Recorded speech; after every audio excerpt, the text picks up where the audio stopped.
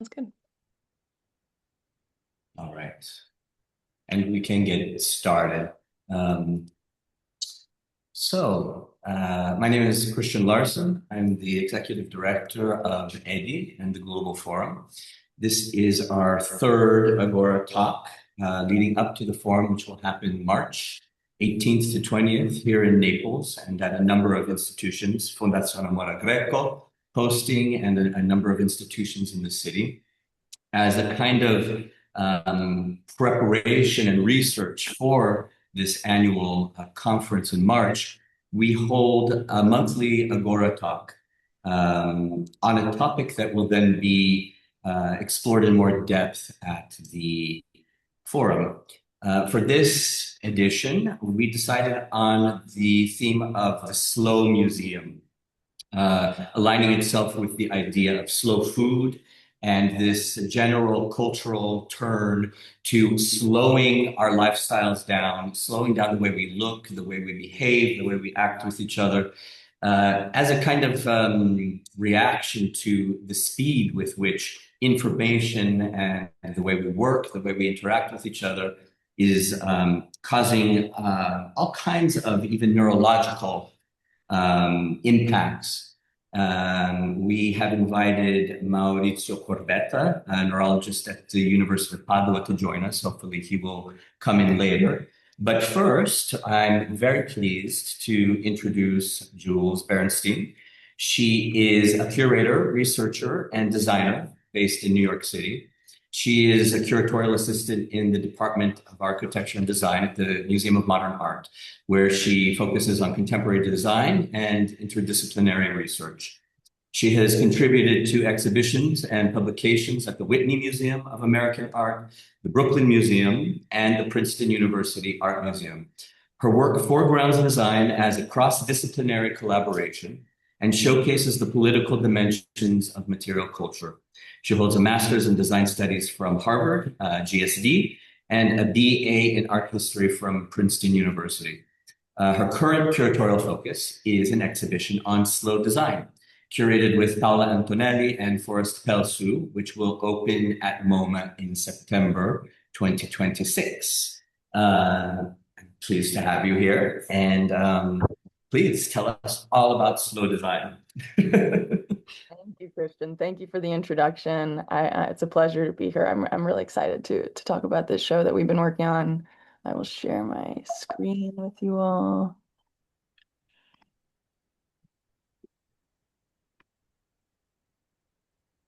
Okay, good. Can see everything? Yes, it's Okay. on. So I'm very excited to be here to talk about Slow Design, a show that I've been working on with Paola Antonelli and Forrest Pelsu at MoMA. It's opening in September. And I think to understand slow design, we have to look back to the slow food movement, which began in Rome in 1986, when Carlo Petrini led a protest against the opening of a McDonald's at the foot of the Spanish Steps. This wasn't just a protest against a burger chain. It was a protest against the fast life, the homogenization of culture, the loss of biodiversity, and the erosion of the communal ritual of the meal. Petrini argued that by losing our connection to the source of our food and the time that it takes to prepare it, we are losing part of our humanity. So slow design emerged as an extension of this culinary activism, carrying this torch into the material world. It is a paradigm shift that rejects the 20th century cult of speed, the cycle of rapid obsolescence and mindless consumption that defines many of our modern economies. Slow design is a philosophy that shifts the focus from efficiency and mass appeal to sustainability, local materials, traditional craftsmanship, and an expanded state of awareness. Much like the slow food movement, it rejects speed and mass production in favor of quality, longevity, connectivity, and a deeper relationship between the object and its user. So there's a profound urgency to this movement today. In the design world, we're facing a crisis of sustainability and sensory thinning, and in the museum world, we're facing a crisis of attention. We live in an era of acceleration as progress, where digital speed has fractured our ability to engage deeply with our surroundings. The museum, therefore, must become a space of intellectual hygiene, is no longer enough for it to be a repository of objects. It must be a space where time regains density and meaning and where seeing is restored as a patient and constructive act of thought. So the objects in this exhibition that I'm going to walk you through, just a handful of them today, they're slow not just because they took a long time to make, but they're slow because they demand a very long time to understand and sit with. They're tools for the patient reconstruction of clarity. So I'm going to walk you through a few of these pieces to show you how these objects act as anchors for the slow philosophy. We begin our journey by looking beyond the human clock, deep into our planet's past. This is Aki Inomata's Think Evolution #1, and it is a profound meditation on ancient rhythms, utilizing 3D scanning and printing to collapse millions of years of evolutionary history into a single fragile encounter. This piece focuses on the interaction between a living octopus named Mercy and a transparent resin reconstruction of an ammonite shell. Ammonites were predatory mollusks that dominated the oceans for around 300 million years before going extinct. They are the ancient ancestors of the modern octopus, though the octopus eventually evolved to lose its external shell in favor of speed and agility. To reconstruct this lost heritage, Inomata meticulously 3D scanned an actual ammonite fossil to create an architecturally precise, transparent home for Mercy. The significance lies in the physical and temporal bridge created when Mercy explores and fits her soft body into this prehistoric form. She's effectively re-entering her own evolutionary past. This kind of close looking is inherently slow because it demands that we move beyond a cursory glance to observe the subtle, patient curiosity of the octopus as she navigates the form that her species has not touched in 6,000 years. Boonsum Prantada's Elephant World is a sprawling sanctuary in Surin, Thailand, designed to facilitate harmonious coexistence and their efforts. This philosophy of interspecies design moves away from human-centered architecture to where the built environment serves both species, acknowledging a 1,000-year history of shared life in the region. Premthada views the elephant as a teacher and a source of bounty, literally building with what the animals provide as a natural resource. Elephant dung, as it so happens, is an exceptional building material because it is rich in undigested plant fibers, and when mixed with cement and sand, these fibers act as a natural reinforcement, similar to straw in traditional cob or adobe, enhancing the brick's structural integrity and thermal properties. So each brick is a testament to the slow architectural metabolism that respects the natural cycles of the creatures that we inhabit the earth with, transforming the byproduct of an animal's life to the very ones that offer it and us refuge. Scott Burton's pair of rock chairs are foundations examples of pragmatic sculpture philosophy, which sought to solve the boundary between fine art and functional furniture, making nature's raw reality accessible to basic human living. The chairs are sculpted from gneiss, a metamorphic rock that is among the oldest materials current, often dating back billions of years. It is formed under extreme heat and pressure and the stone figures characteristic mineral banding, a visual record of the planet's slow-motion geologic history. Burton's design philosophy was one of profound restraint. He selected these massive boulders and used a diamond saw to make only necessary cuts to form a seat and a bed, leaving the exterior in its bound, weathered state, so the user literally sits within a geological artifact. By requiring a conscious physical adjustment to the stone's unyielding surface, these chairs prompt a uniquely slow interaction that synchronizes the human body with nature. Since their acquisition into MoMA's collection, they've been featured as celebrated seats in the sculpture garden, where they break the traditional museum do not touch taboo and offer visitors a really tactile connection to the deep planetary time in the thick of Midtown Manhattan. So it may seem contradictory to talk about slow technology, but our exhibition explores how digital tools can actually facilitate deep contemplation. In the fast era, it used technology to exploit nature, then the slow design era uses it to enter into a symbiosis with nature. So Marcus Kaiser's solar-sintered bowl is a cornerstone of this theme in our exhibition. The Solar Sinter is a custom-built 3D printer that uses the sun's rays and no other energy source in order to melt desert sand into glass. Kaiser replaced high voltage lasers of traditional manufacturing with a large Fresnel lens that concentrates raw Saharan sunlight to a temperature high enough to melt the sand into glass, which is then layered to create structural forms, a process that Kaiser calls solar sintering. The significance of this work lies in its radically patient process. Because the machine is powered entirely by the sun, it cannot be rushed, and it must follow the natural arc of the sun. The resulting bowl is a topographical map of a specific day's solar energy, in a sense. It replaces the frantic pace of the factory with the rhythmic, patient pace of the desert, aligning fabrication with a more natural time cycle. Atelier Luma leverages the natural abundance of salt in the Camargue region of France to create high-performance materials that align with the principles of bioregional slow design. By utilizing salt as a structural element in objects like handles and wall panels, the studio harnesses the material's innate antimicrobial properties. Through the process of osmosis, the salt dehydrates and inhibits the growth of bacteria on high-touch surfaces.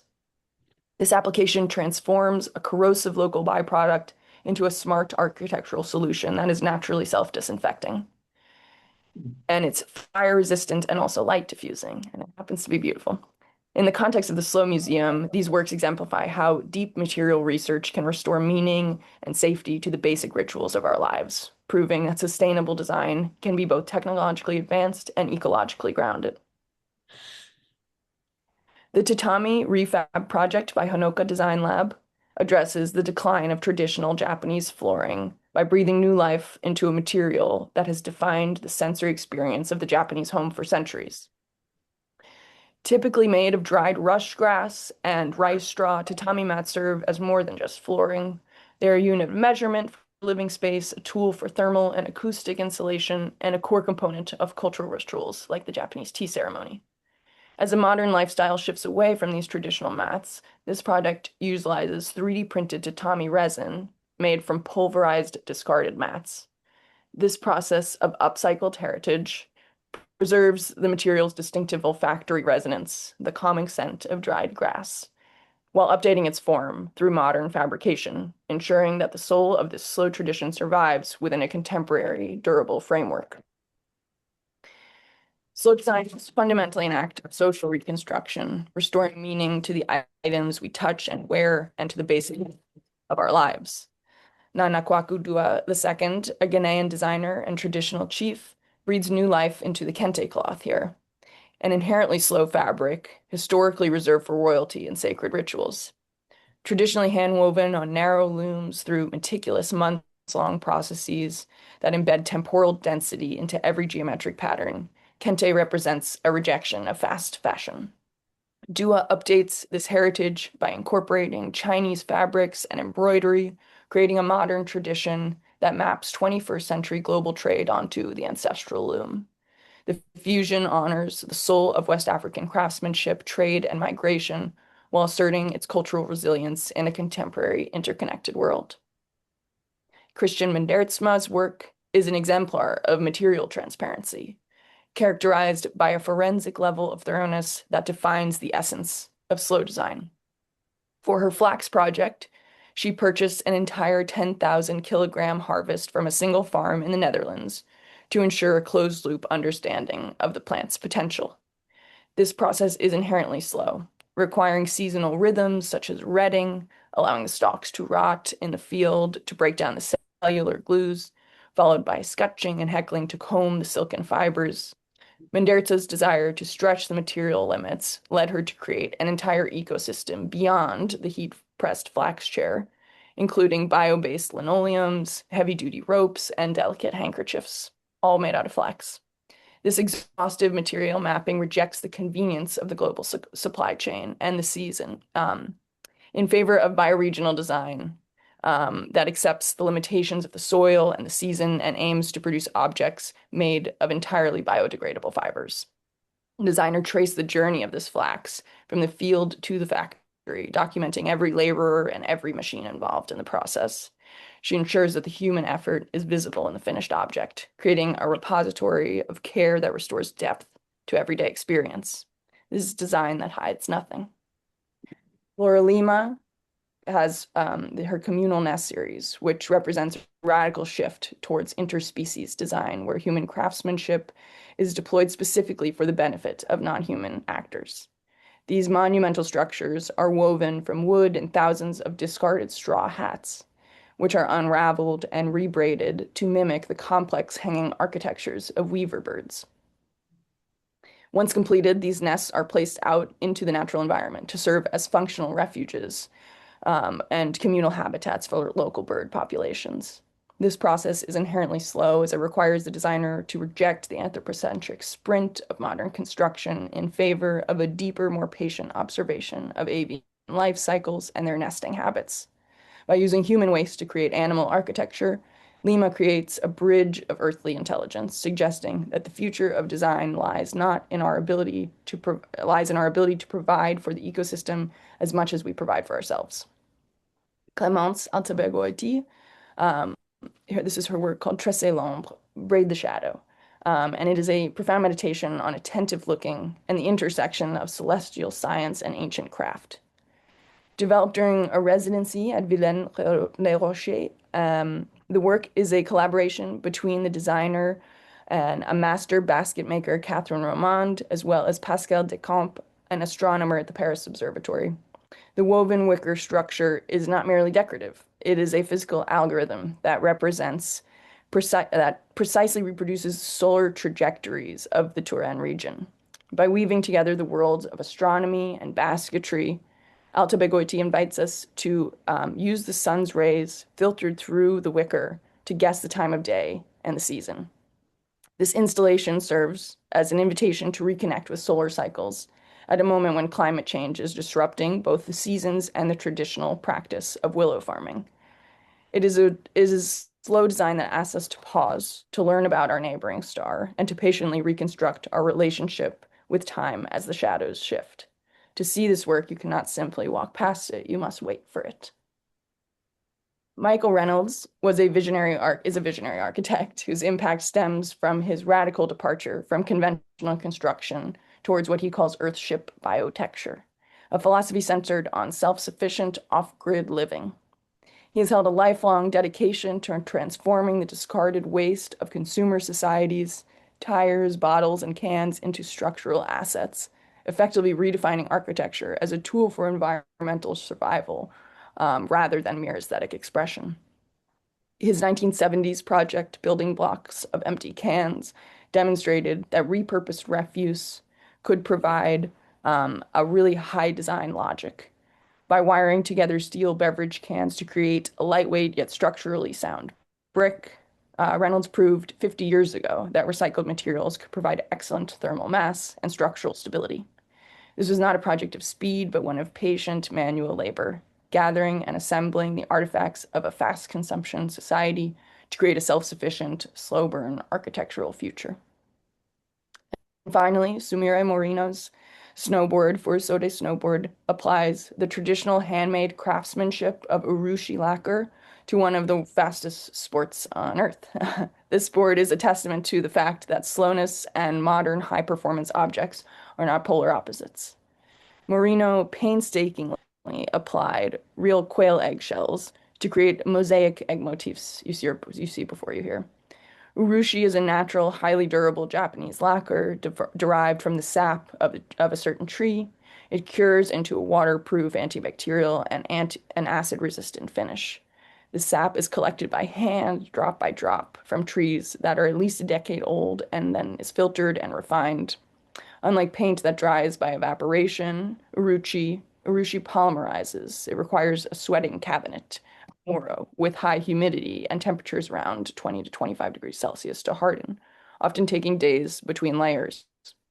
The board is therefore a repository of careful, painstaking manual labor, a slow foundation for a fast experience. Slow design is not about looking backward. It is about creating the future. By engaging with these objects made of dung, salt, flax, tatami, we are trying to understand how to inhabit the world with depth and with meaning. Throughout this presentation, we've seen that slow design is not a rejection of technology, but a reimagining of it. It is an architecture of close attention and patient production. Slow design is the act of reclaiming the right to linger. It is the understanding that a chair, a bowl, or a doorknob is not just a product, but a repository of time, effort, and care. Thank you very much. Thank you, Jules. I have many questions and comments, but while you were speaking, our other guest has arrived in the room, Maurizio Corbetta. Um, Right. Hello, hi. Maurizio, I'll just introduce you briefly. He is a full professor and chair of neurology in the Department of Neuroscience at the University of Padova. He is a former professor of neurology and radiology, anatomy, neurobiology, and bioengineering at Washington University School of Medicine. He is also the founding director of the new Padua Neuroscience Center, a highly interdisciplinary research program centered on the idea of brain networks in health and society. Professor Corbetta has pioneered experiments on the neural mechanics of human attention. He has discovered two brain networks dedicated to attention control and developed a brain model of attention that has been cited in literature more than 5,000 times. He is currently developing novel methods for studying the functional organization of the brain using functional connectivity MRI, MEG, and ECOG technologies. He is also working on the effects of focal injuries on the network organization of brain systems with an eye to neuromodulation. His research has been recognized with several awards, including a highly cited researcher by Thomson Reuters and the top 1% of rates of citations in the last decade. So my pleasure to welcome you to the Agora Talk, Maurizio. Thank you very much for this very generous introduction. Again, long. But merited. You deserve it. And now we know who you are and your work specifically on attention. And I Jules, think I has really, really love the that. neurology behind attention has a lot to do with So it's this just the three of topic. us, or there are other people on the It's line? just the three of us. It's just the three of us. It's just the three of us. Well, there are other people watching us Oh, in I the see. I in see. in the audience, but they're not on panel with us to discuss. I However, see. I will say if anybody in the audience has questions Okay. or comments, the participation is open for chat. Anybody can leave their questions there. Okay. Now that I get the rules of the game, let me share my my desktop. Can you see this slide here? Or Yes, your desktop is visible. okay, so let's see if I can turn it on. Okay, so I wasn't really sure what I'm doing here in terms of what my role should be. I guess speaking with Sylvain, I mean, the whole idea was to see whether, we can find connections between the experience of going to a museum and maybe what's going on into your head while you're doing that. Okay.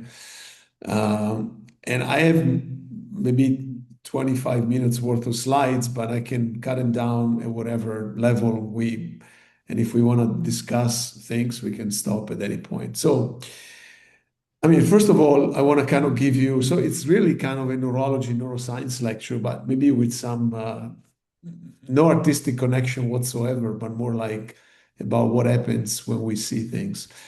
So here on the left, you see a macaque brain, which is one of the old monkeys species that have been used and on the right side, you have a human brain. Now, a human brain is about 4 times the size of the macaque brain. And you see that the visual areas are large. I mean, occupy about a fourth of the macaque brain, or even more, almost half, and about a fourth of the human brain. But maybe the thing that is important to notice is that the yellow areas in the human brain are much more, much bigger real estate is dedicated to cognitive. And by cognitive, a lot of it is social, okay? So there is a very strong relationship between our ability to interact with people and also our sensory and motor systems. And and this is a problem for us neurologists because neurologists that learned to examine patient in the 1800s And so our neurological evaluation is very much biased towards the motor system and the sensory system and a little bit the visual system. But as you see, we're not capturing a lot of what's going on in the brain when we examine patients. And so this is a problem that we're facing right now. We're trying to develop new tools. Okay, so if we go to vision, the kind of the traditional view of how we see goes back a little bit to Cartesian. The idea that you have basically objects out there, and these objects are projecting photons. So you have photons of light falling onto these objects. These photons are falling into your eyes, and they're activating. There are certain chemical reaction that leads to electrical signals. They're going back into your visual cortex.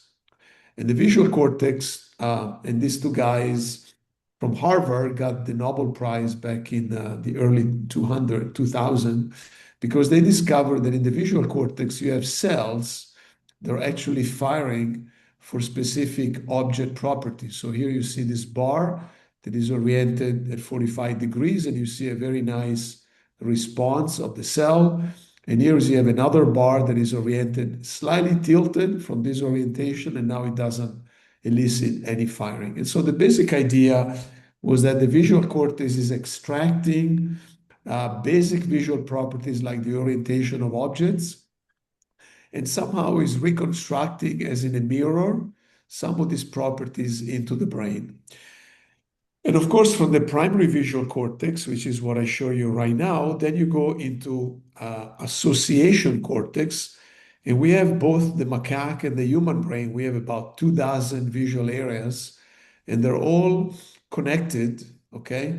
Bilaterally, bidirectionally connected. And it looks like we have two general stream of processing in the brain. One stream of processing that is related to how the objects look. So areas involving color perception, shape perception, face discrimination, texture, and other areas that are going up into this area here more dorsally, which is called the parietal cortex. This is called the temporal cortex. In the parietal cortex, that has to do with the relationship between objects, where objects are, and how to reach for objects. So here there are areas in which we also have eye movements that allow us to scan objects.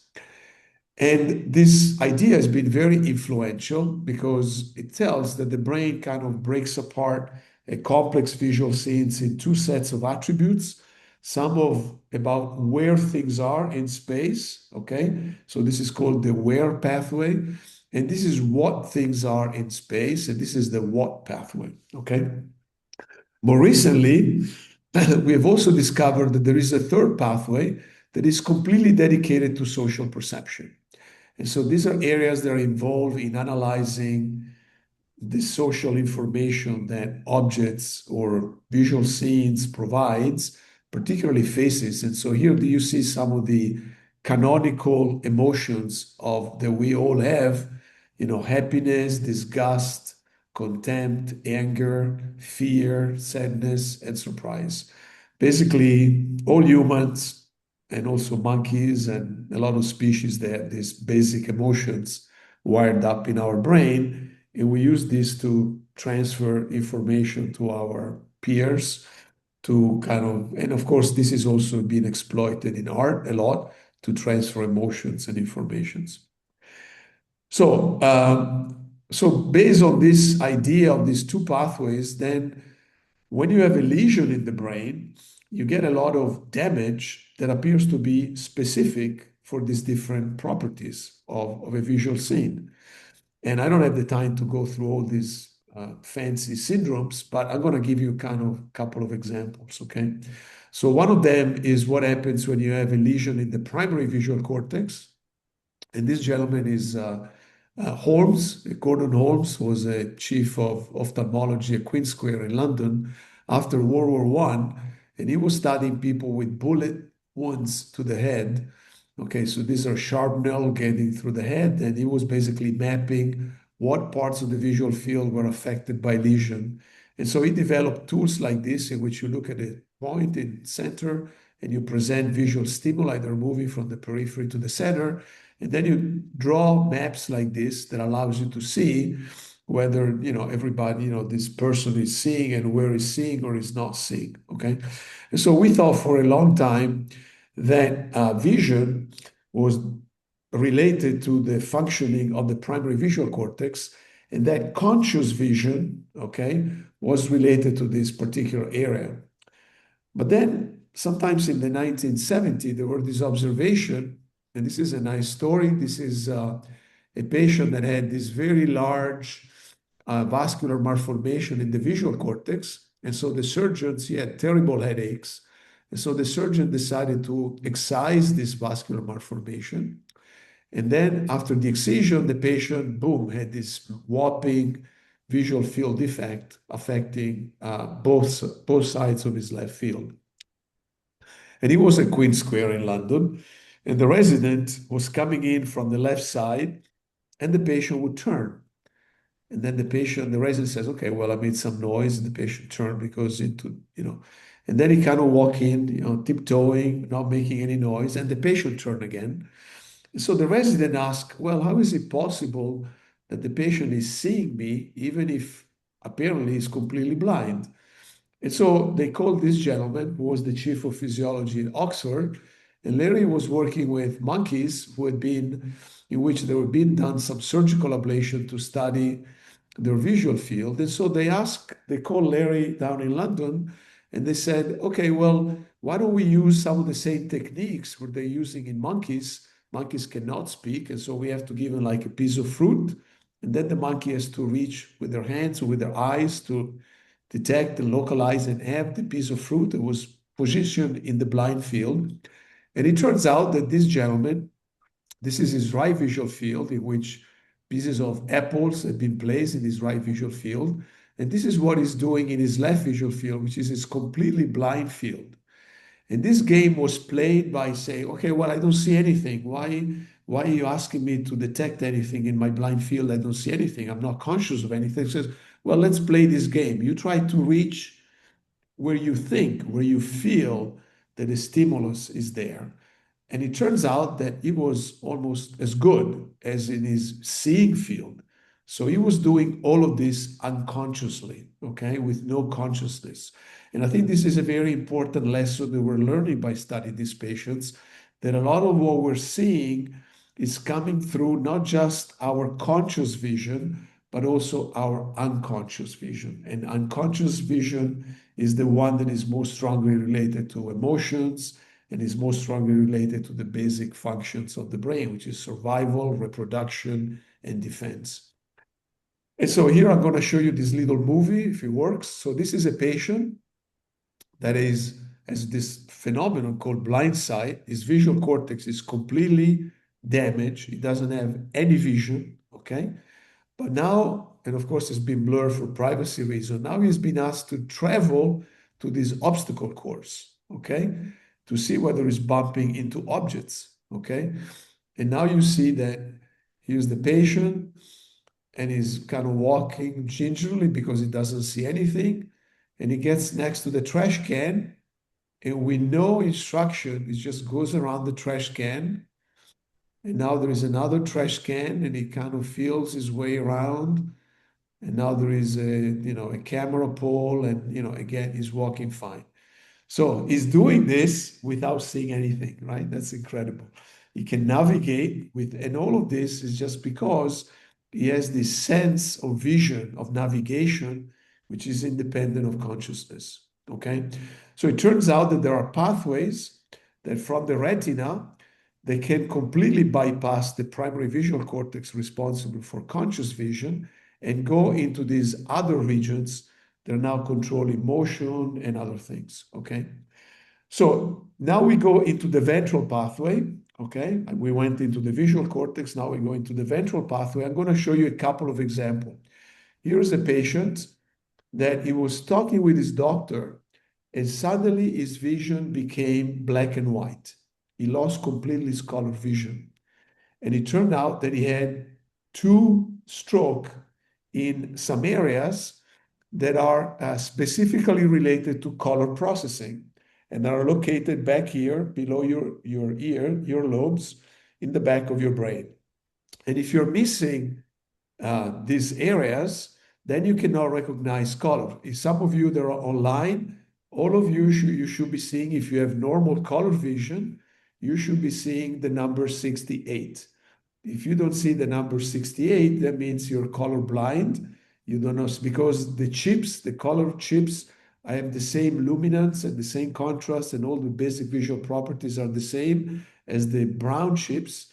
But the difference is that one contains hue and the other doesn't contain hue. And so if you have a lesion in the brain, that can completely abolish your color perception. And these lesions are located down here. Here's another example of a face perception problem. People have so-called prosopagnosia. That is, they cannot recognize the face of famous people. So here, these are like pictures from 20 years ago. George Bush and Barbara Bush, which are like ex-president, former president, and former first lady. Bill Clinton, that just came up on the news again with the Jeff Epstein files, and Hillary Clinton. All right, so a patient with prosopagnosia cannot recognize who they are, and sometimes they cannot even recognize themselves in the mirror, okay?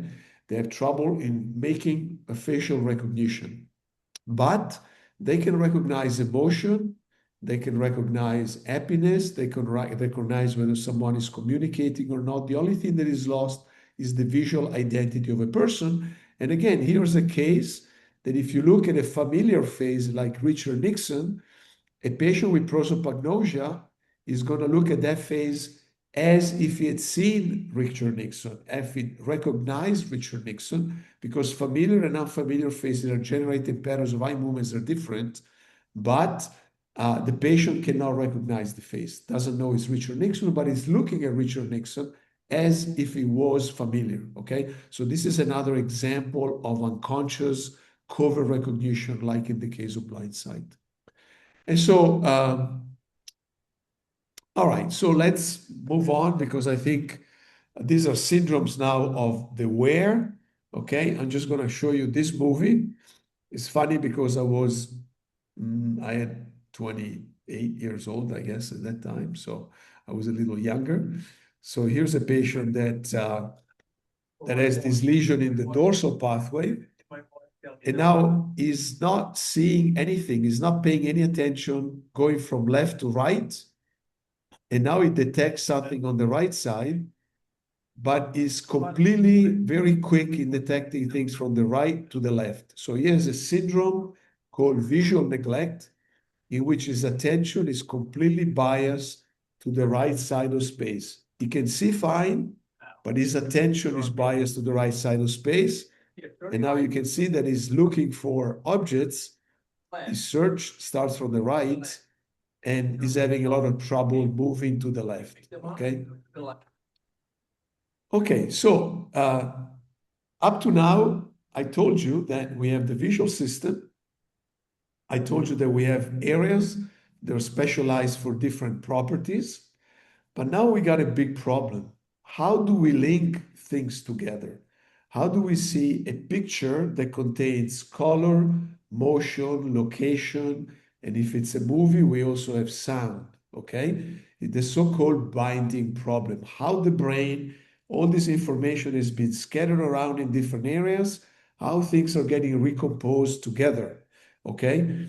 And it turns out for many years, we thought that there was a magic area in the brain in which things would converge spatially, some kind of a master area in which our vision, our audition, and our tactile sense would come all together.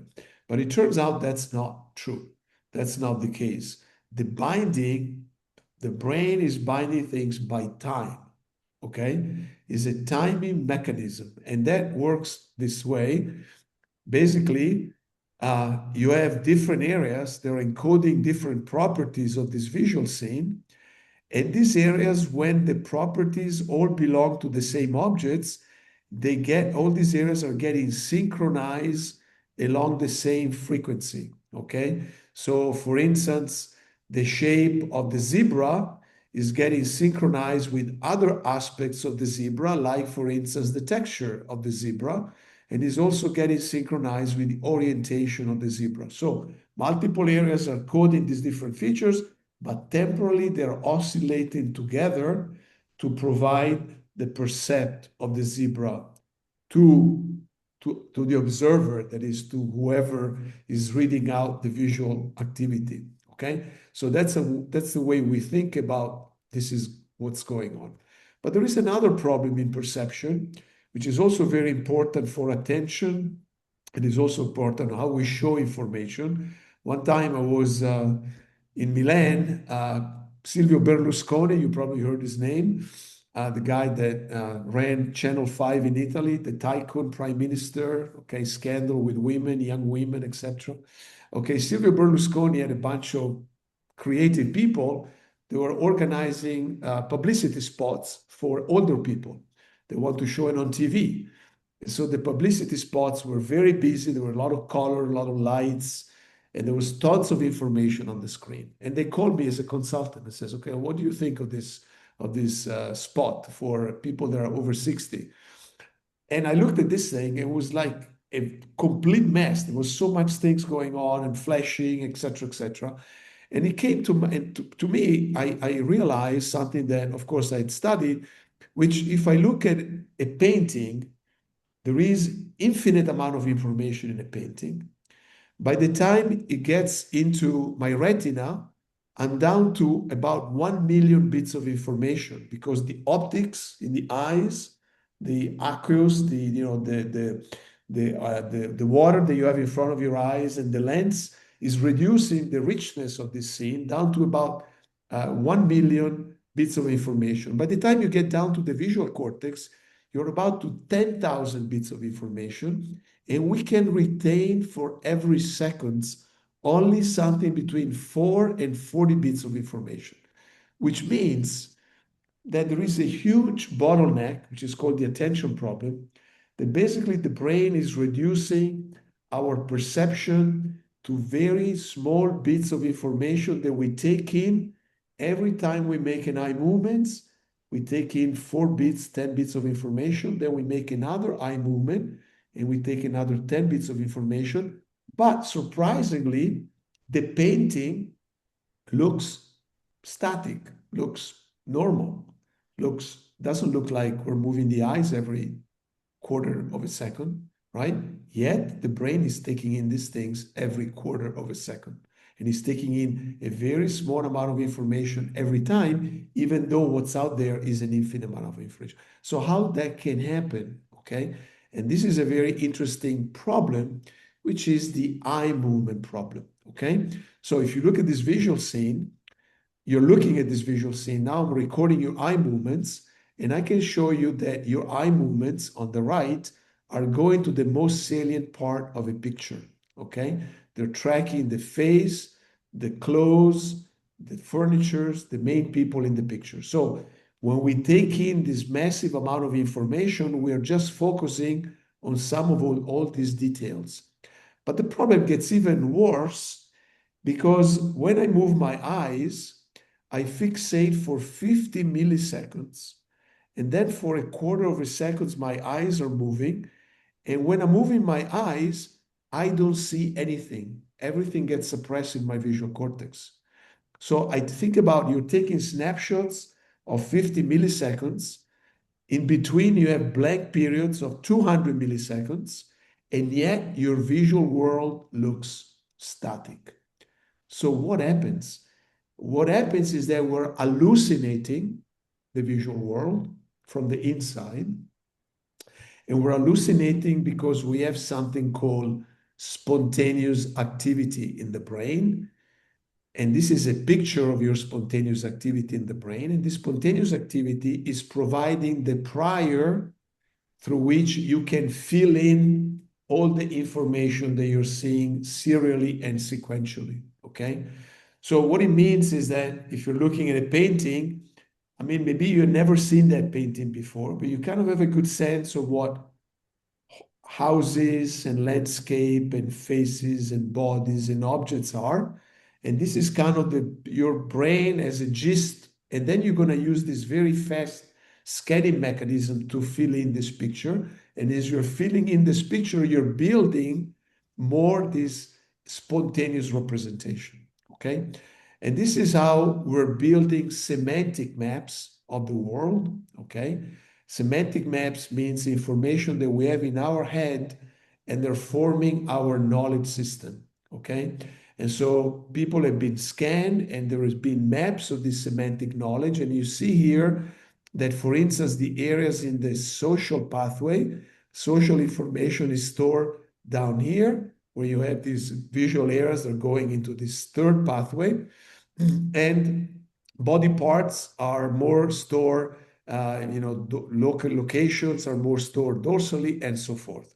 Okay, so these are maps that have been identified using imaging devices. And basically, we think that these maps contain this spontaneous activity that we use to fill in what we're looking through the visual cortex. Okay, and I'm going to show you, what time is it now? I think it's 22 minutes. Can I go on for another 5 minutes or shall I stop? Sure, you can continue. Okay. Okay, so I'm going to show you this little movie. That is a movie from an experiment that was done. And I think it tells the story of what I'm saying, basically. Showing roughly which areas respond when they hear different words. For example, there's a small area in the middle frontal gyrus that reliably responds to hearing the word top. But it's not just one word, one location. A single word can activate a whole range of different brain regions. So we find the word top in a bit of brain that seems to respond to words associated with clothing and appearances. But also here with numbers and measurements. And here with buildings and places. We usually think of language as being restricted to certain sections, like the temporal lobe.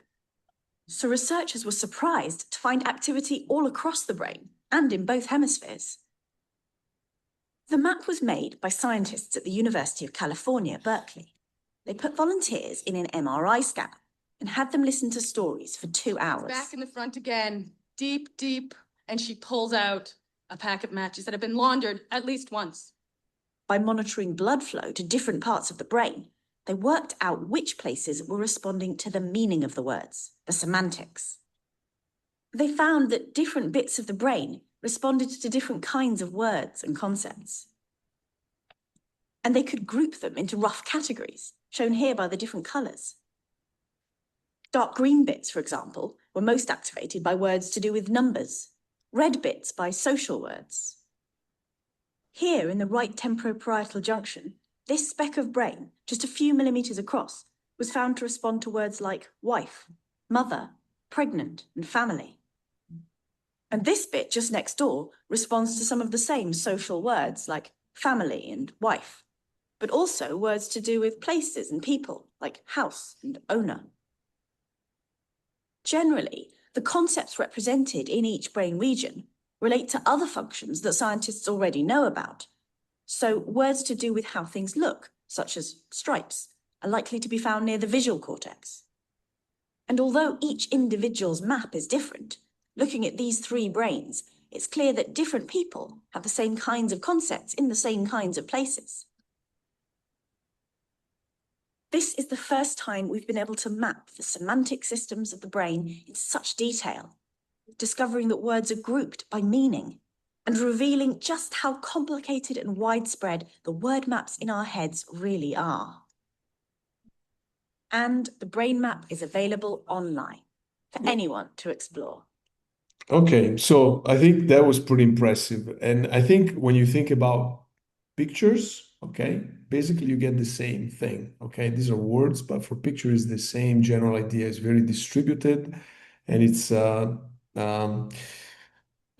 we're more similar than different, I guess. That was the other message. Okay, so to summarize what I said so far, is that basically the way we're seeing is that we're not just analyzing visual information, okay? But we are basically building internal representation of this visual information that is coded into this spontaneous activity that I show you. And this spontaneous activity allow us to make inference about what we're seeing. And so there is this continuous cycle of inference to perception that is continuously going on in our brain. Now, in relation to slow time, okay, which I think was one of the ideas, of course, the way we're looking at things matters, not only the way we are on the outside, so how we present information. And so my suggestion to the designers in Berlusconi's team was to slow down things, avoid clutter, present few bits of information in a clear way with words, auditory words that were matching the visual words, that there would not be any mismatch between the words. And of course, the way we perceive also depends on our mental state, on our body state, okay? So for instance, we know from animal work that breathing, okay, is very much gating the way we're seeing information, okay? So when we're taking in, for instance, a visual stimulus, we tend to inspire more. And when we're now relaxing, we tend to expire more, okay? We're actually in a state of alert. We take a deep breath when we see something scary, okay? And so there is this play between body function and visual functions, okay? And this has been studied very well in the mouse, but also now we're actually studying it in humans. And there is very nice examples of how seeing something in a calm, tranquil, meditative states is very different than seeing in a more anxiety-based, etc., etc. And the other thing, of course, the question is, what do we remember of what we see, right? I mean, one of the common experiences, you go to the Metropolitan and you come out and you have a headache, and you know, and you've been there for 3, 4 hours and things are going into your head and you don't remember anything. Well, of course, there are a lot of work that has been done on remembering.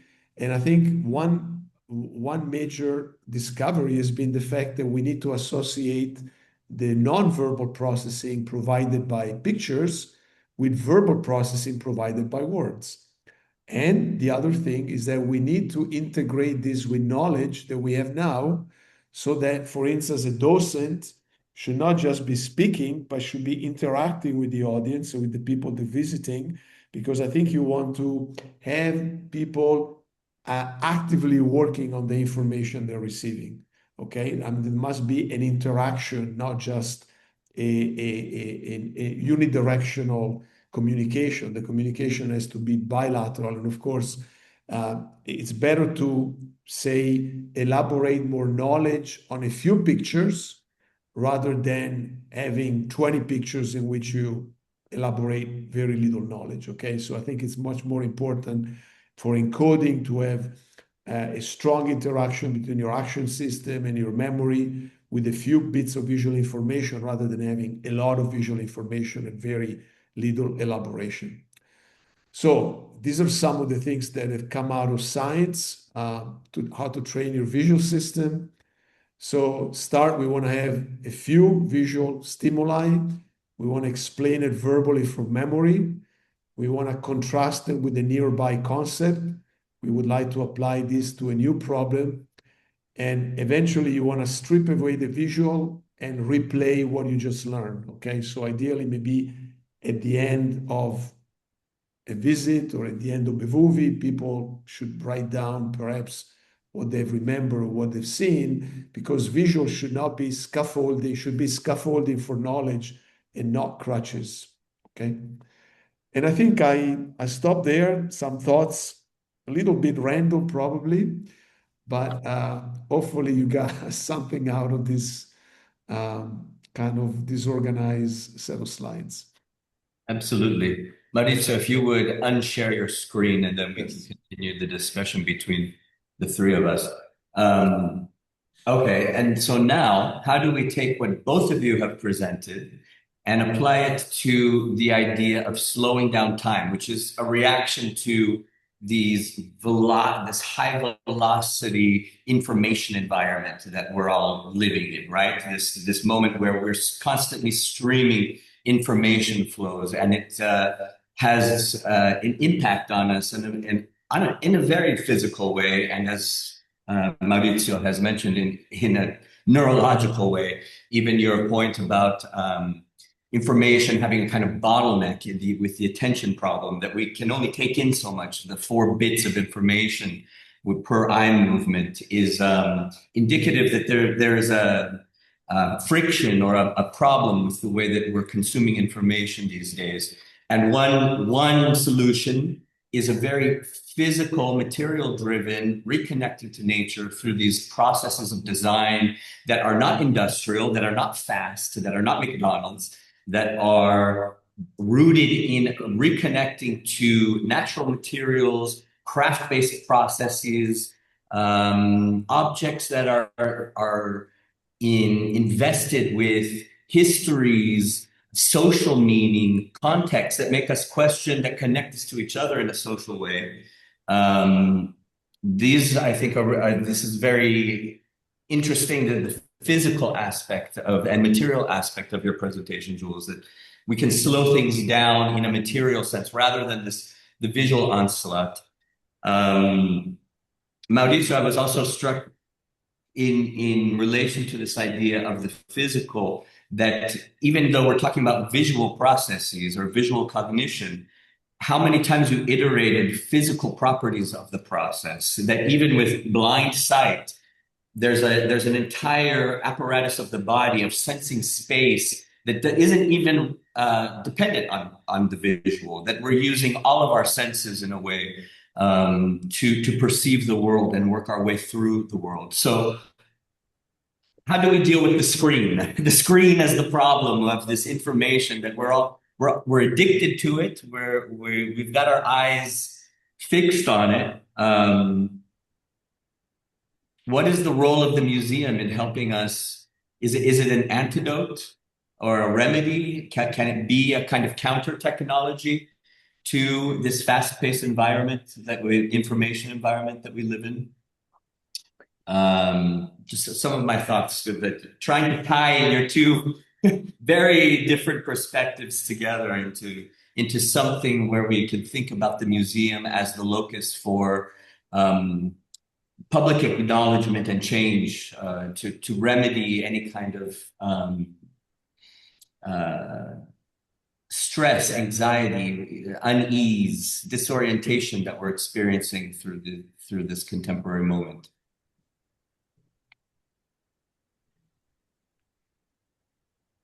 Any thoughts? It's a lot of interesting, a lot of interesting feedback. I think it's so fascinating to think about how the museum should integrate and incorporate technology or not. And it's definitely a question that we discuss a lot in the architecture and design department at MoMA, especially as it comes to contemporary design. I think that, there's a world in which myself and my colleague Paolo Antonelli would like to be Luddites and insulate ourselves from this fast-paced technology, and to create sort of an oasis that is slow. But I do think that there are inherent risks in that sort of strategy, and that by integrating technology and teaching people how to use it in a way that facilitates rather than negates, like thoughtful interactions with others, meaningful reflection on the past, on history, on memory. I think that using technology in that way is a much more powerful tool than simply erasing it from the space of the museum and creating a haven of slowness. So, for example, there's one work in the show that I didn't discuss today, created by a group called Domestic Data Streamers. And they have used simple generative AI models to help people who are at risk of losing memories, whether due to dementia, memory loss, or people who are refugees and have fled their homes, don't have a documented memory. They use these generative AI models to recreate their memories. And there's this moment of visual recognition when people see their past realized and manifested in this image. And it's this moment of human connection, of connection with oneself, of restoring one's identity, just by using this technology in a really thoughtful and slow way, and using it with other people, interacting with other people through the use of technology. That's fascinating. How does that technology manifest? It's producing a visual image that is somehow triggering the memories of these people who have lost memory? Yes, essentially. So this group, Domestic Data Streamers, hosts these workshops with all different sorts of communities, people who have Alzheimer's and dementia, people who have suffered from various natural disasters, have had to flee their homes, lost all of their documented memories, physical photos. And they work with essentially an interviewer and a prompter. And the interviewer asks questions about a specific moment, a specific memory, and they describe it in vivid detail. And the prompter then like engineers the prompts for the AI system, and they tweak it and refine it through this interview process that takes, over an hour. Typically an hour or two, people sit down and just like work through reconstructing a single memory to distill it into this image that has a real resonance on a very raw human level. Interesting. Yeah. So that example is one of how we can use digital technologies in a positive sense to actually aid our memory, our attention, our social connections, rather than the model we've all become so accustomed to, where we're kind of passive consumers of video and image. We engage with it, but it's a one-way stream. Very seldom is our feed an interactive one. And maybe learning happens better online on digital platforms and on our phones when there is more of an exchange. As you had suggested, Maurizio, that one of the ways to improve cognition and learning is not through this unidirectional information, but more of an exchange. Yeah, I mean, scrolling Instagram is is the worst possible way of learning things, I guess you could say. Um, I mean, the museum, of course, can be. I mean, everybody has everybody has the experience that a guided visit to the museum is better than just going by yourself. But it's not just because but also because there is selection. People select for you and they kind of give you tools to extract knowledge, right? And I think that should be. I find the digital tool in museum kind of almost like turning off the interest to people because you get into the screen and you got kids pushing around the screen like they're pushing around their cell phone and they're zapping through like they're zapping through their cell phone. And maybe this thing has been costing, getting a museum digitalized has been costing, I don't know, hundreds of thousands of dollars or maybe a couple of millions. And to be honest, would be probably more important to invest in human resources or maybe little robots, little androids that can walk around and tell you the stories. Because again, people like stories, right? I mean, we got the same brain that we had back in the savannah 350 years ago, right? 350,000 years ago. And people were sitting there next to the campfire telling stories. And so art, in a way, and visions I mean, they're telling stories, right? This is why we like stories so much. And so I think the museum can be a tool to slow down time, but has to be probably coupled with tools to tell stories to people in a way that is more natural and is slower. And I'm not sure that the digital tools they're telling the stories are really doing the job because I think there are kind of mixing dimensions in a way, right? I mean, watching something is slow, feeling. I mean, some of these architectures are beautiful. You want to touch them, maybe you cannot touch them. Maybe investing on things that can be touched would be a good idea because sometimes you go to this beautiful sculpture and I mean, I was actually in a show, and there was this modern show with a lot of cocaine. And I mean, I didn't know it was an exposition. I mean, I just touched it. I took one of this. And of course, the guy kind of slammed my hands and says, "You cannot do that." But I mean, that's the impulse is touching, connecting. And I think the stories are also part of it. So I think maybe there should be a reflection in museums on maybe how to make this more humanized, more close to what. And as you said, I mean, vision is body, is reaching, smelling, right? And feeling hungry, feeling scared, and it's all tied up to the vision. It's not just vision in a very high level cognitive thing. It's more like embodied. Vision is embodied. I think that's the term. I think. It is, that's so interesting. It's one of the major concerns and area of work for museum educators, which is principally the audience for this forum, is how to embody learning, what kind of strategies they can use with the public so that the experience of the art isn't just a visual one, but is really much more immersive and engages all of the senses. It might explain why artworks like what Jules had shown, the Scott Burton's seats at MoMA, those rock sculptures, I think they're almost permanent fixtures in the sculpture garden at MoMA. No, they've been there for as long as I had worked there. um, Yeah. and pieces like Felix Gonzalez Torres, where you have the mountain of candy in the middle of the gallery, and you're allowed to take one. These are works that remain with you. They penetrate your consciousness and your memory, in part because they're asking you to engage in this way. If I may, I want to tell you a story, which it's a real story, and and I think what maybe the point that I'm trying to make is that having an experience like going to a museum can really change your perception, right? So here's is an experience that we have done with students, high school students, in the Gipsoteca in Possagno, near Padova. Gipsoteca contains a lot of the Canova works, sculptures. It's a beautiful collection of Canova's work. And so the question was, well, is vision, can you change vision through other senses, right? And so we had like two guides. One was a seeing guide, right? So she was just describing the sculpture, etc. The other one was a blind guide, right? She was blind. And so she perceived the sculptures in a different way. I mean, the sounds and the tactile information and the relationship between the sculptures and the environment was different. So students of high school went in either with the seeing guide or with the blind guide.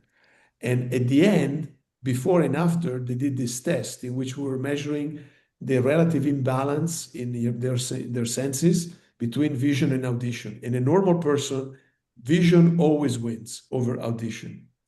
But after 15 minutes of the guided tour with the blind person, basically the brain rebalances itself. And now the auditory stimuli and the tactile stimuli are facilitated in seeing people over the visual stimuli. So that means in 15 minutes of a guide through this auditory tactile experience, you can reshape your brain. I mean, so that was amazing. And now we're writing up this thing for Nature. I mean, because I think it's an incredible demonstration of how powerful is having experience like a guided through an embodied experience rather just the pure, kind of descriptive or semantic experience. So I think there is a lot to do there, I think, in a way. Question about that tour. Were they allowed to touch No. the Canovas? No. But they Neither were of them still could touch able it. to, they were It was just able auditory to. was the tactile impression verbally expressed by the blind guide, which of All course right. So how the blind sound guide would explained their experience. reflect off the statue through the sound of the people, and she was able to provide. And then at the end, actually, there was a list of words, and it says, okay, describe this experience. And of course, the visual people that were with the visual guide, was like, I mean, the semantics changed. The way that they used to describe their experience completely changed their semantic system for 50 minutes. Now, we don't know for how long this effect would last, maybe like within an hour was gone. But the point is, that was a nice demonstration that there is plasticity on a very rapid time scale that can be used to change impressions in people. So on this question of plasticity and the plasticity of the brain, I myself have been really alarmed at my rapidly declining attention span.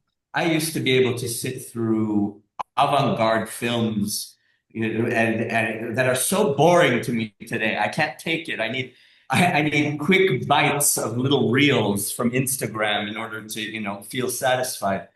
Um, is there hope? Can we be cured of this? Is the brain plastic enough that we could retrain for attention or recover attention?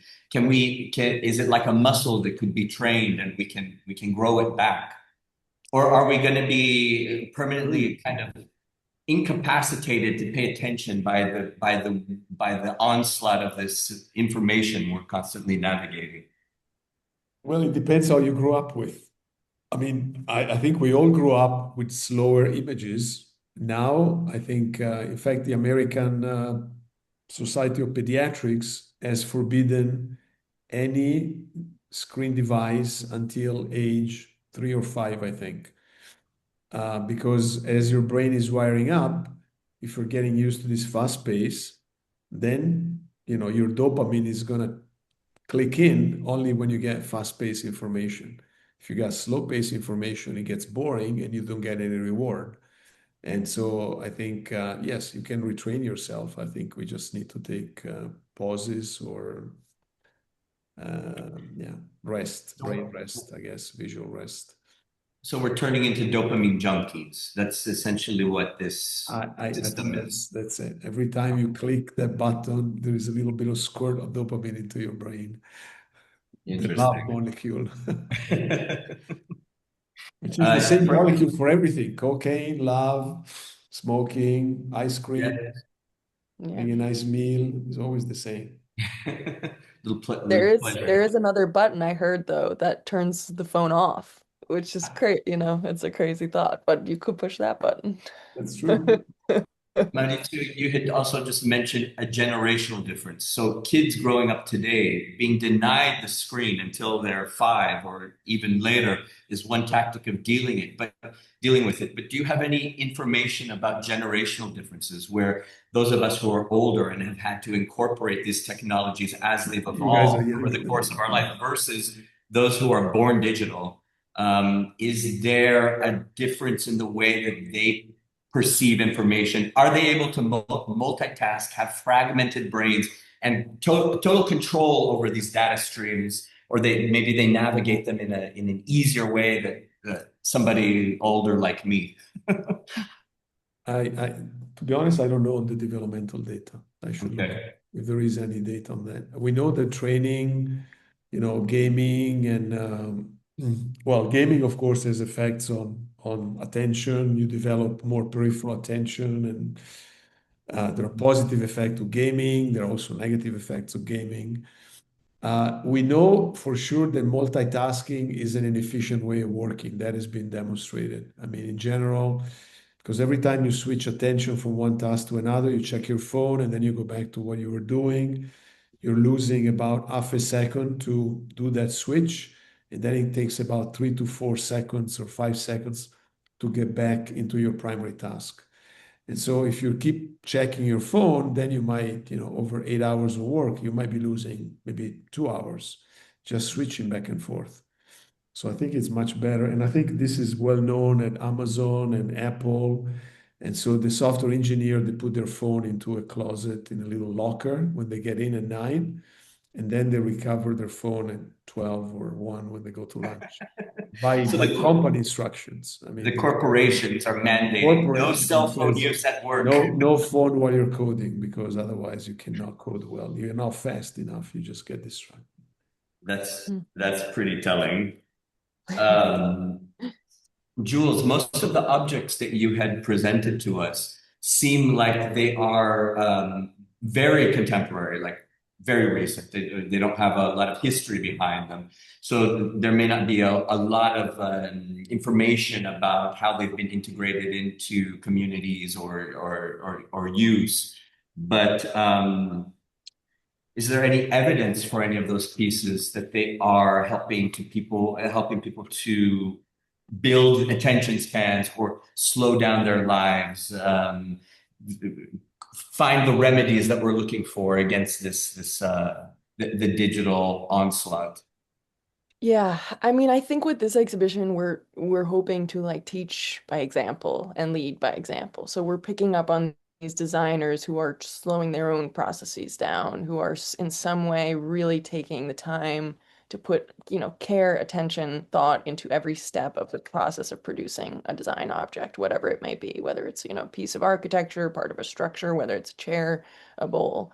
And I think that part of that slowness is, there's a hope that it will be contagious in some way. A hope that it will be pedagogical as a show. A hope that, we will have a little reading corner where you can sit on Scott Burton's chair, read in praise of slowness and read poetry and like take a real moment to learn this example, to sit in it, to sit in the exhibition for longer than you might.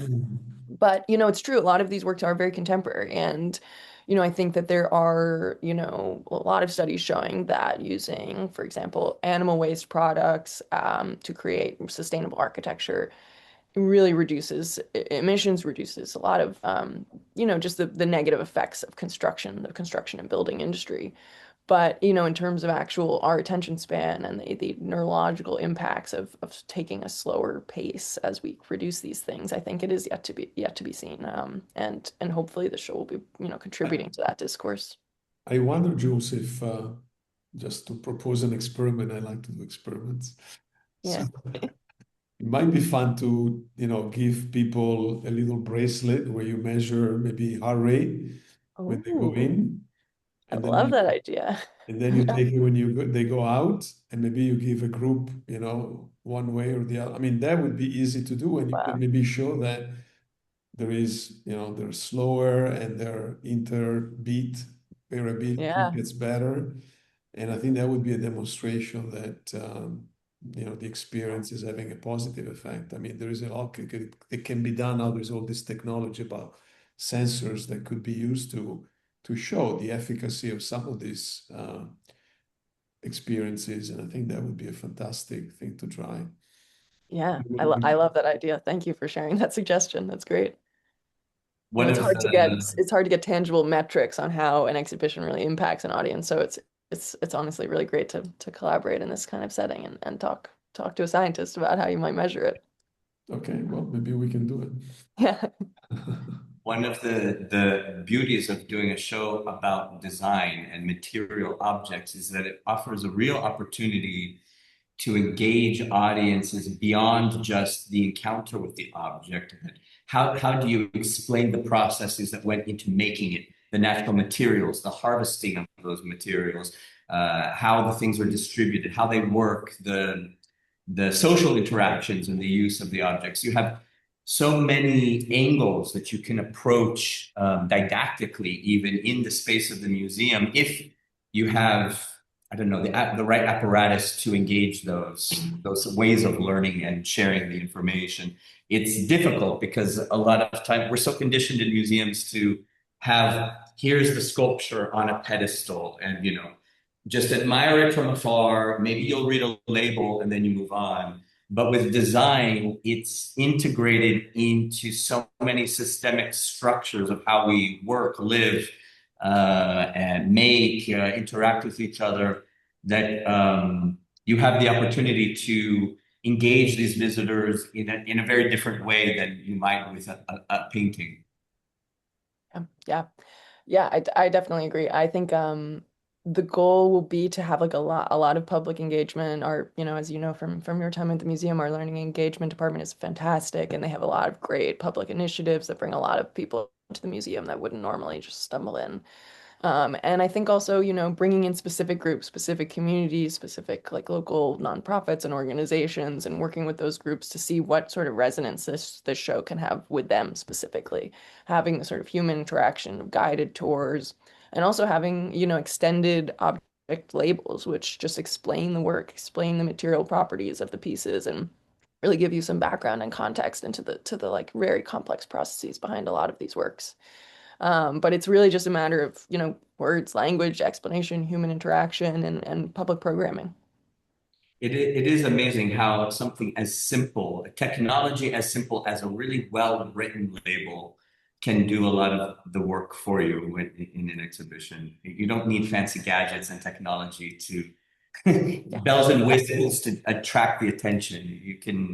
You can teach a lot just through pretty primitive means. Yeah. Yeah. Yeah. It's true.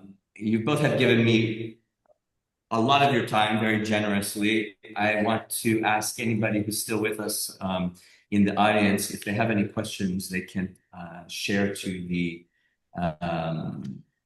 chat. But I haven't seen anything come up. So if no other questions come up, unless either of you have any last thoughts you want to share, I will close the session. Okay. Thank you very much. Thank you Thank both for your thoughts and your presentations. Speaking. Yeah. And I hope we can collaborate, Maurizio. Okay, excellent. I'll put the two of you in touch and see if you can Yeah. come up with this metric system. Fantastic. Yes, Ciao, let's do it. bye. Ciao. Thank you. Ciao. Bye.